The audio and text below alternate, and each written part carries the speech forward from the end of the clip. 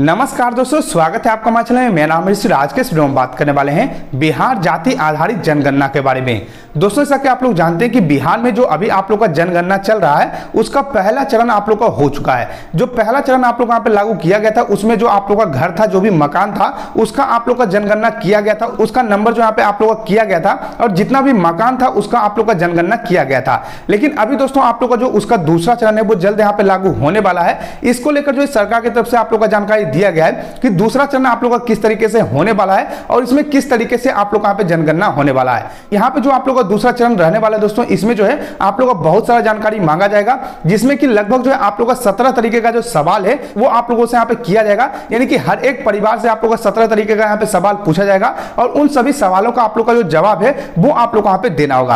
अब यहाँ पे दोस्तों आप लोग को इस बात का ध्यान रखना है कि अगर आप इसमें जो कुछ उल्टा सीधा यहाँ पे जवाब देते हैं, यानी कि यहाँ पे कुछ गलत आप लोग यहाँ पे जानकारी देते हैं, तो आगे चल के जो आप लोग का सरकार का योजना का जो लाभ मिलता है, कुछ भी आप लोग का लाभ जो मिलता है वो आप लोग वहां पे नहीं मिलेगा। मान लीजिए कि यहाँ पे जो आप लोग का जाति है वो आप यहाँ पे गलत बता देते हैं, या फिर मान लीजिए कि आप कितने लोग हैं वो गलत बता देते हैं, या फिर मान लीजिए कि आप लोग का जो इनकम है या फिर बीपीएल धारक है वो आप यहाँ पे गलत बताते हैं। तो ऐसे में अगर आप इन सभी चीजों में गलती करते हैं, ये जो 17 आप लोग का सवाल पूछा जाएगा, इनमें से अगर आप कुछ भी गलती करते हैं तो आप लोग को आगे चल के जो सरकार का योजना का लाभ होता है वो आप लोग को वहां पे नहीं मिलने वाला है। तो आज मैं आप लोग को बताऊंगा कि आप लोग को जो दूसरा चरण यहाँ पे लागू किया गया है, इसमें जो आप लोग यहाँ पे जो सवाल पूछा जाएगा उसका जवाब आप लोगों को किस तरीके से देना है, क्या क्या सवाल आप लोगों का पूछा जाएगा, इसको लेकर जो है सरकार की तरफ से आप लोगों को सूचना जारी किया गया है। और यहाँ पे आप लोगों को जानकारी दिया गया है कि जो दूसरा चरण का आप लोग यहाँ पे जनगणना है वो कब से कब तक यहाँ पे चलने वाला है। तो सब कुछ मैं आप लोग को यहाँ पे जानकारी देने वाला हूँ। तो ये जो है सभी नागरिकों के लिए यहाँ पे महत्वपूर्ण रहने वाला है, तो इस वीडियो को आप जो है पूरा जरूर देखिएगा। लेकिन उससे पहले अगर आपने हमारे चैनल को सब्सक्राइब नहीं किया है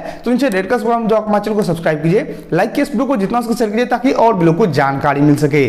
चलिए शुरू करते हैं अपना आज के वीडियो। जैसा कि आप देख पाए दोस्तों, मेरे पास जो यहाँ पे एक पेपर कटिंग पड़ा हुआ है, यहाँ पे आप लोग का जानकारी दिया है कि जाति जनगणना दूसरे फेज में 17 जानकारियां इकट्ठा की जाएगी। यानी दोस्तों यहाँ पे क्या है कि जो दूसरा चरण आप लोग का होने वाला है उसमें जो 17 तरीके का जो आप लोग का सवाल है वो यहाँ पे पूछा जाएगा। 17 जो आप लोग का जानकारी है वो आप लोगों से यहाँ पे लिया जाएगा। क्या क्या जानकारी लिया जाएगा, कब से कब तक आप लोग का यहाँ पे जो जनगणना चलने वाला है वो आप लोग को यहाँ पे जानकारी दिया गया है। यहाँ पे देख लीजिए, आप लोग का बताएगा कि सूबे में जाति गणना के दूसरे चरण का काम 15 अप्रैल से 15 मई के बीच होगा।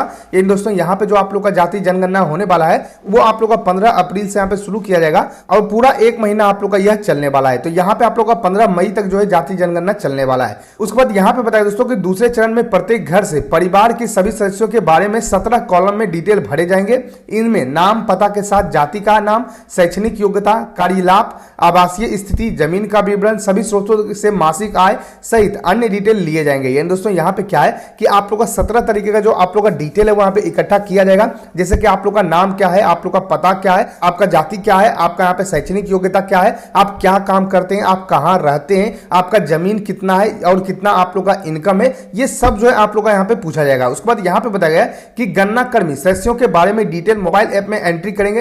यानी कि मोबाइल ऐप के माध्यम से आप लोग यहाँ पे जाति जनगणना होने वाला है। उसके बाद यहाँ पे बताया गया कि दूसरे चरण में गणना के लिए गणना कर्मियों को 19 मार्च के बाद अलग अलग स्तर पर प्रशिक्षण दिया जाएगा। पटना जिले के प्रांगण और पर्यवेक्षक रिजर्व सहित कुल 16,467 कर्मी लाए जाएंगे। शुक्रवार में सामान्य प्रशासन विभाग और बेलेट्रॉन द्वारा नगर परिषद बाढ़ में प्री टेस्ट 12 मार्च तक होगा। यानी दोस्तों यहाँ पे क्या है, इसकी तैयारी आप लोग का शुरू हो चुकी है और जो गणना करेंगे उनका यहाँ पे जो ट्रेनिंग भी शुरू कर दिया गया है। तो जल्द आप लोग यहाँ पे जो जाति जनगणना है वो यहाँ पे शुरू होने वाला है। 15 अप्रैल से आप लोग का जातीय जनगणना का दूसरा चरण जो है वो आप लोग का शुरू हो जाएगा। अब इसमें जो है आप लोग का क्या क्या सवाल पूछा जाएगा और किस तरीके से आप लोग को जानकारी देना है वो मैं आप लोग को बता। अब इसमें आपसे क्या क्या सवाल पूछा जाएगा और किस तरीके से आप लोग को जानकारी देना है वो मैं आप लोग को बताता हूं। तो यहाँ पे देख लीजिए, आप लोग को बताया गया है ये लेना होगा डिटेल, यानी क्या क्या डिटेल आप लोग का यहाँ पे मांगा जाएगा वो आप लोग को बताएगा कि परिवार के सदस्यों का पूरा नाम, यानी जितने भी आप लोग के परिवार में सदस्य हैं, मान लीजिए 2 लोग हैं, 4 लोग हैं, 5 लोग हैं, तो सभी का नाम आप लोग यहाँ पे लिया जाएगा। उसके बाद यहाँ पे पिता और पति का नाम आप लोग का पूछा जाएगा। फिर परिवार के प्रधान से संबंध आप लोग का पूछा जाएगा,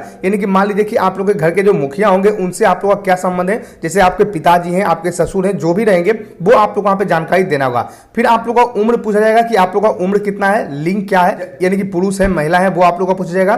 फिर वैवाहिक स्थिति, यानी कि विवाहित है अविवाहित है वो आप लोग वहां पे पूछा जाएगा। फिर आप लोग का धर्म पूछा जाएगा कि धर्म क्या है उनका है, जैसे कि हिंदू है, मुस्लिम है या फिर क्या है वो आप लोग वहां पे पूछा जाएगा।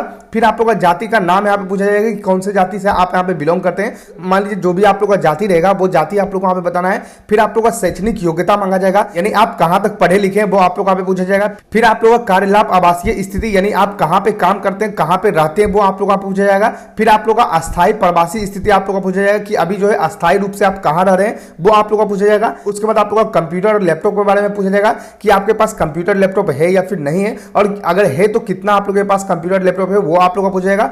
फिर मोटर यानी अगर आपके पास जो है मोटर से चलित कोई भी गाड़ी है, कोई भी वाहन है, तो वो आप लोगों का पूछा जाएगा। इसमें आप लोगों का मोटरसाइकिल भी आ जाता है, इसमें जितना भी आप लोगों का मोटर से चलता है जो भी गाड़ी, वो आप लोगों का सभी आ जाता है, तो वो सब आप लोगों का पूछा जाएगा।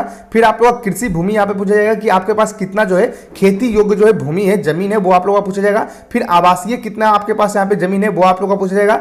फिर आप लोगों का सभी स्रोतों से मासिक आय कितना आप लोगों का है, वो आप लोगों का पूछा जाएगा, यानी कि मंथली जो है आप लोगों का सभी परिवार के मिलाकर सभी कितना कमाते हैं, वो आप लोगों का पूछा जाएगा। तो इस तरीके से आप लोगों का 17 तरीके का जो सवाल है वो आप लोगों से यहाँ पे पूछा जाएगा, और इन सभी सवालों का आप लोगों को जवाब सही सही देना है। इसमें जो है अगर आप कुछ भी गड़बड़ी करते हैं, मान लीजिए कि अगर आप चाहते हैं कि आप लोग का जो मासिक आय है वो यहाँ पे ज्यादा दे दें, तो ऐसे में आप लोगों को आगे चल के परेशानी होगी। अगर आप कम भी दे देते हैं तो उसमें भी आप लोगों को आगे चल के यहाँ पे परेशानी हो सकती है। तो जो भी आप लोग का मासिक आय रहेगा उसी हिसाब से आप यहाँ पे बताइएगा। शैक्षणिक योग्यता जो भी आप लोग का रहेगा वही आप यहाँ पे दीजिएगा।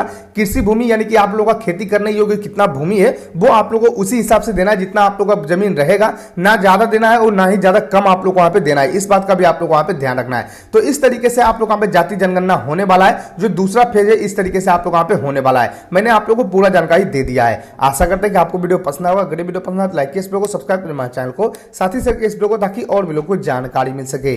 मिलते हैं नेक्स्ट में, तब तक के लिए धन्यवाद।